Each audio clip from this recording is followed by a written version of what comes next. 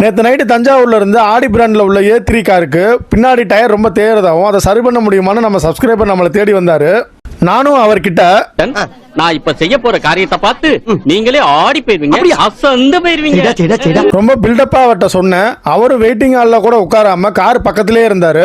First sensor டார்கெட்டை மாட்டிட்டு run out பண்ணி முடிச்சுட்டு கேசர் ப்ராசஸ் வந்ததும் கார் இன்ஜினை ஸ்டார்ட் பண்ணி ஸ்டியரிங்கை லெஃப்ட் ரைட்டுன்னு திருப்பி கடைசியா சென்டர் பண்ணேன். ஸ்டியரிங் ரைட் சைடு இறங்கி இருந்துச்சு. அதோட ரியர்ல கேம்பர் ஃபுல்லா மாறி இருந்துச்சு. இதனாலதான் டயர் உள்பக்கம் தேஞ்சது. நான் ஸ்டியரிங்கை நேரா வச்சு லாக் பண்ணதும் ஃப்ரண்ட்ல டோ ரீடிங்கும் ரொம்ப மாறி இருந்துச்சு. நான் ஃபர்ஸ்ட் ரியர்ல கேமரா அட்ஜஸ்ட் பண்ணலான்னு ஆரம்பிச்சேன். அது கையை விட்டு அட்ஜஸ்ட் பண்ண முடியாத அளவுக்கு மேலே இருந்துச்சு.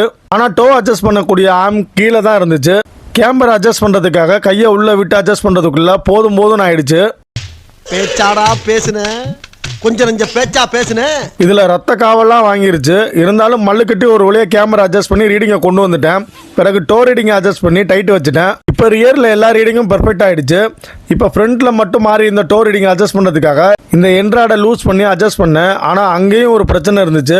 என்ட்ராடை இது வரைக்கும் யாருமே அட்ஜஸ்ட் பண்ணல போல, அந்த அளவுக்கு ஸ்டக் ஆகி இருந்துச்சு. நான் பைப்ரிஞ்சை எடுத்து அட்ஜஸ்ட் பண்ணி ரீடிங்கை கொண்டு வந்துட்டேன். இப்போ ஃப்ரண்ட்லையும் வேலையை முடிச்சாச்சு.